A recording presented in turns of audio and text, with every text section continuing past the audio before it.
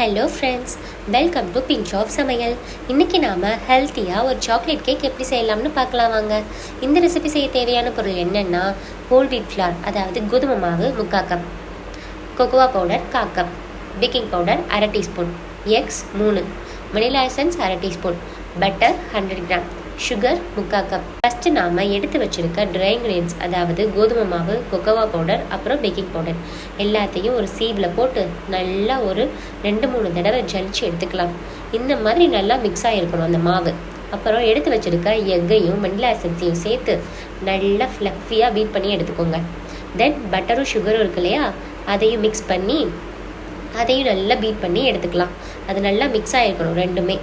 இப்போது வெட் இன்க்ரீடியன்ஸ் ரெண்டையும் நல்லா ஸ்பேட்டில் வச்சு மிக்ஸ் பண்ணிவிட்டு அதோட ஜலிச்சு வச்சுருக்க மாவு இருக்குல்ல, அதையும் சேர்த்துக்கலாம். இது நல்லா மிக்ஸ் பண்ணி எடுத்துக்கலாம்.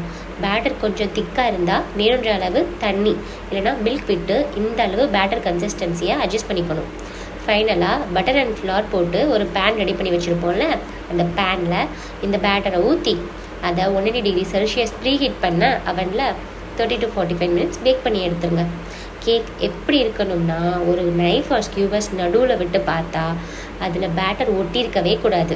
அவ்வளோதாங்க, சாஃப்டாக ரிச்சாக சாக்லேட் கேக் ஸ்பாஞ்ச் ரெடி பண்ணியாச்சு. இதை பேக் பண்ணி சாப்பிட்டு பார்த்துட்டு எப்படி இருக்குன்னு சொல்லுங்கள். கண்டிப்பாக இந்த ரெசிபி ட்ரை பண்ணிவிட்டு கமெண்ட்ஸில் சொல்லுங்கள். இந்த வீடியோ பிடிச்சிருந்தா லைக் பண்ணி ஷேர் பண்ணுங்கள்.